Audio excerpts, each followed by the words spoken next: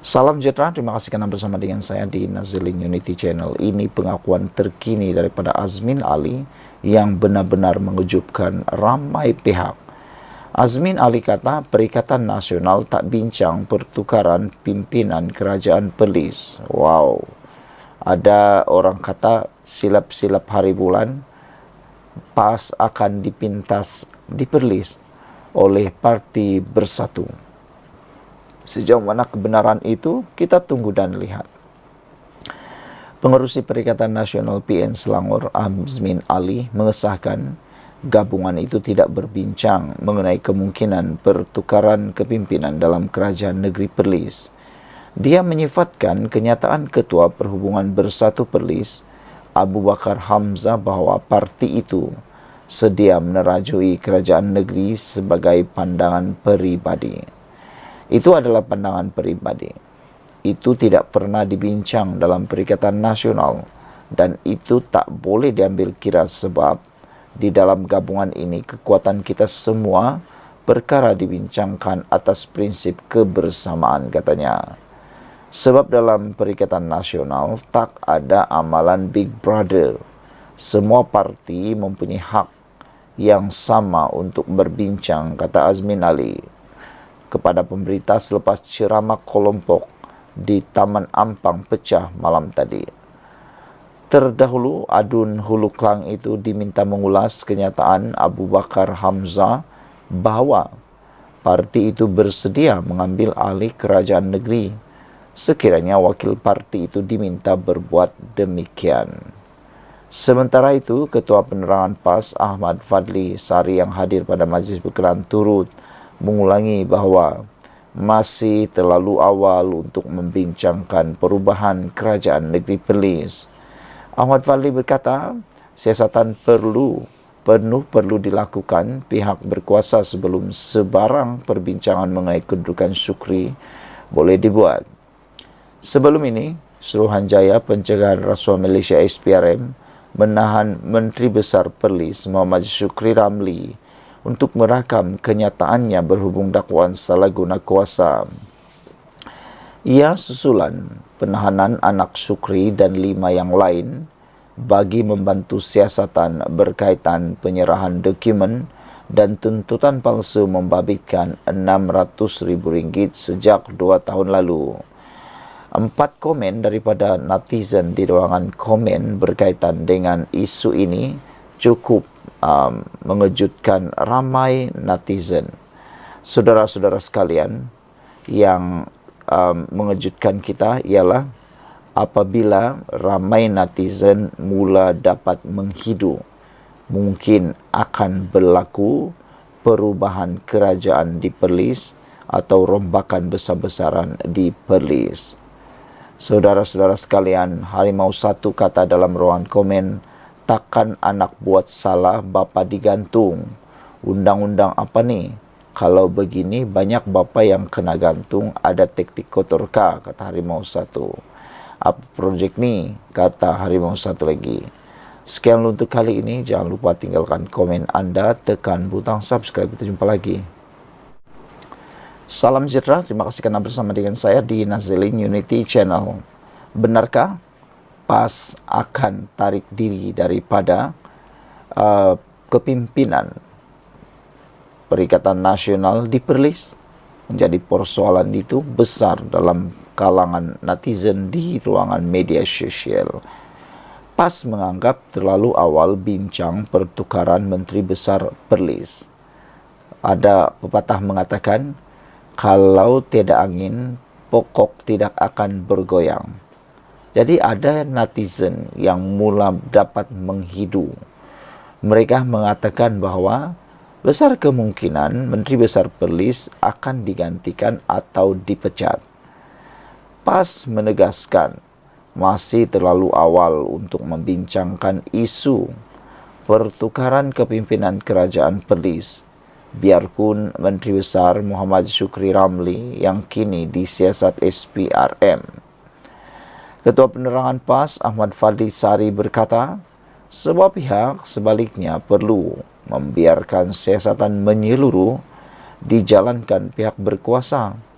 Sebelum sebarang perbincangan mengenai kedudukan Muhammad Syukri dibuat, saya rasa masih terlalu awal untuk membincangkan soal perubahan kepimpinan kerajaan Perlis, kata beliau. Ini zaman kerajaan Madani.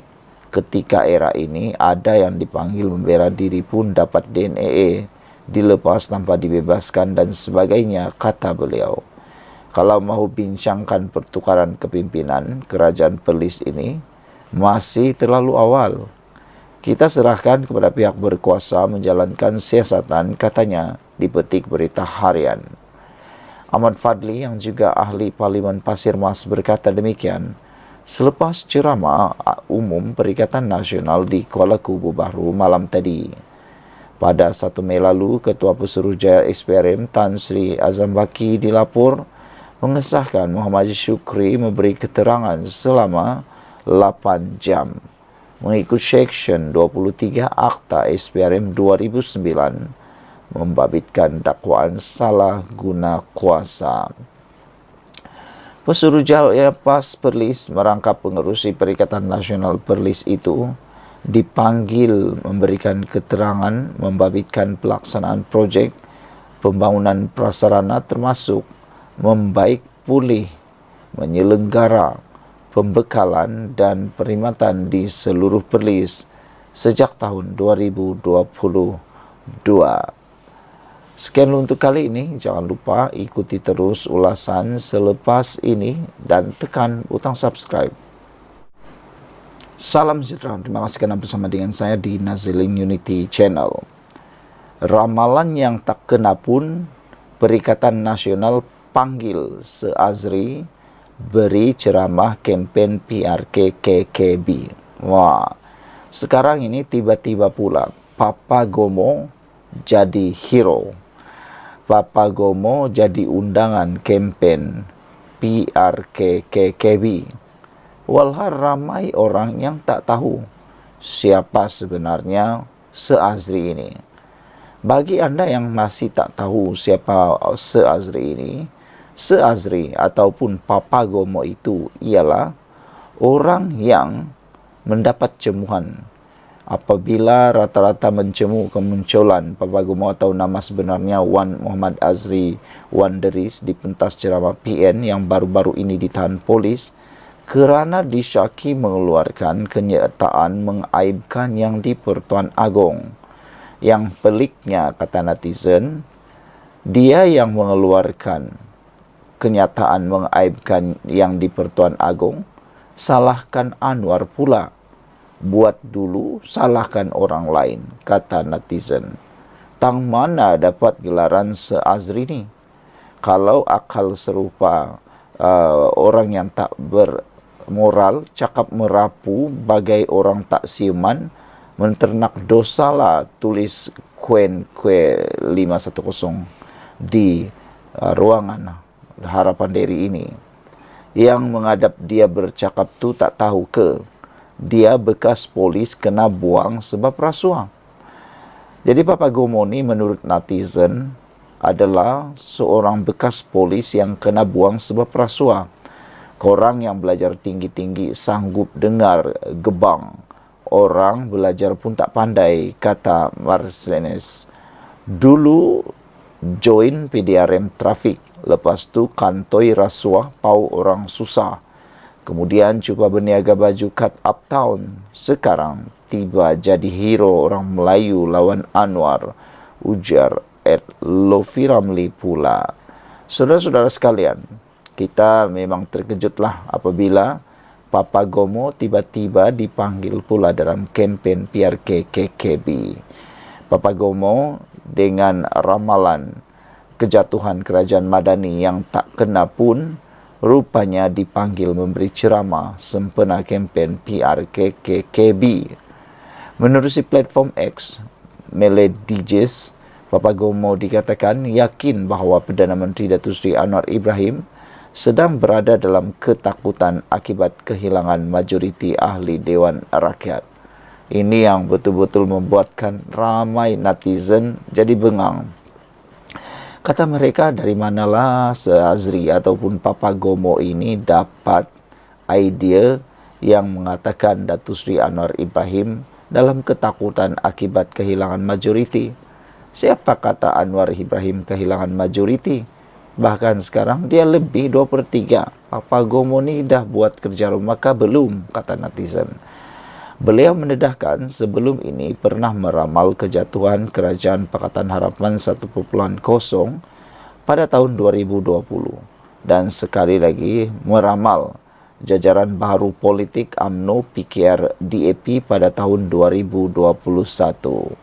Pilihan raya kecil Dewan Undangan Kuala Kubu akan menjadi turning point kepada kesedaran dan penyatuan orang-orang Melayu ke arah perubahan sikit masa lagi, lapor Mele DJs. Terus menggunakan gelaran Seazri, Papagomo berkata demikian ketika berucap di Malam Solidariti Rakyat di Batang Kali malam tadi. Rata-rata mencemu kemunculan Papagomo atau nama sebenarnya Wan Muhammad Azri Wan Deris di pentas ceramah PN yang baru-baru ini ditahan polis kerana disyaki mengeluarkan kenyataan mengaibkan yang di Pertuan Agong. Sekian dulu untuk kali ini. Jangan lupa tinggalkan komen anda, tekan butang subscribe. Salam sejahtera, terima kasih kerana bersama dengan saya di Nazilin Unity Channel. Pendedahan kali ini amat luar biasa.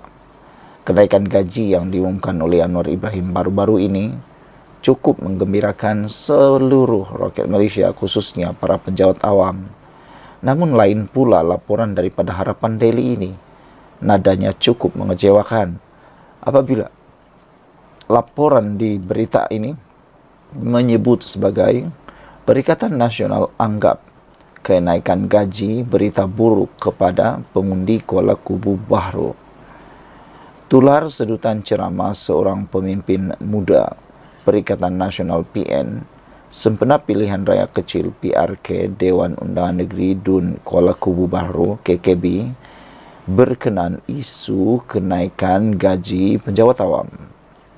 Ketua Pemuda Perikatan Nasional Wan Ahmad Faisal Wan Ahmad Kamal menyifatkan pengumuman Perdana Menteri berkenan isu tersebut sebagai berita buruk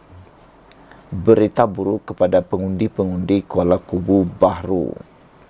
Walaupun Perdana Menteri mengumumkan bahawa penjawat awam akan menerima kenaikan gaji 15% bukan esok tapi 1 Disember nanti, kata berita itu.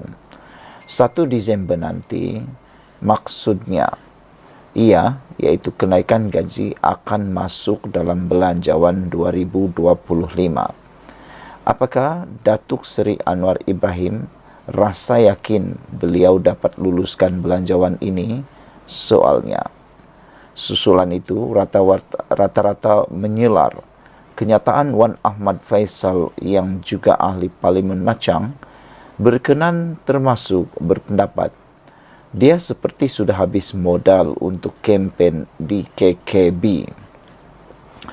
Pengguna TikTok Azura Manja pula menulis, ahli-ahli Parlimen Pembangkang heboh nak peruntukan tapi gaji kekitaan awam nak naik pun tak sokong, kata beliau.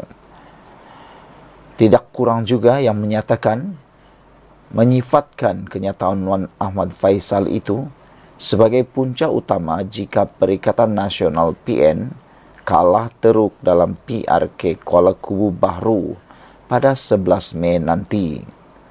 153 ahli Parlimen Kerajaan lawan 69 ahli pembangkang dah tentu lulus. Gagal meti-meti, kata netizen. Apalah susah sangat. Datuk Seri Anwar Ibrahim lebih bijak dari pembangkang untuk memastikan belanjawan 2025 akan diluluskan, kata netizen lagi. Jangan risau, mungkin dia rasa cetak duit lagi berbaloi dari kenaikan gaji. Demikian antara komentar dan sindiran warga net. Saudara-saudara sekalian, tindakan kerajaan menaikkan gaji penjawat awam sesungguhnya mendapat sambutan yang amat luar biasa daripada penjawat awam. Tapi tindakan seperti ini, yaitu menganggap kenaikan gaji berita buruk kepada pengundi Kuala Kubu Bahru adalah satu perkara yang mengecewakan rakyat Malaysia. Kita tunggulah nanti apa penjelasan daripada Wan Ahmad Faisal berkaitan dengan video tular, ucapan tular yang berkata seperti itu. Apabila beliau kata sejauh mana Anwar yakin bahawa kenaikan gaji itu dapat diluluskan dalam belanjawan, Wan Ahmad Faisal lupa bahawa kerajaan sekarang mempunyai majoriti yang besar di parlimen, iaitu 2/3. Jadi apa yang nak dirisau tentang kelulusan itu? Sekian dulu untuk kali ini. Jangan lupa tinggalkan komen anda, tekan butang subscribe. Kita jumpa lagi.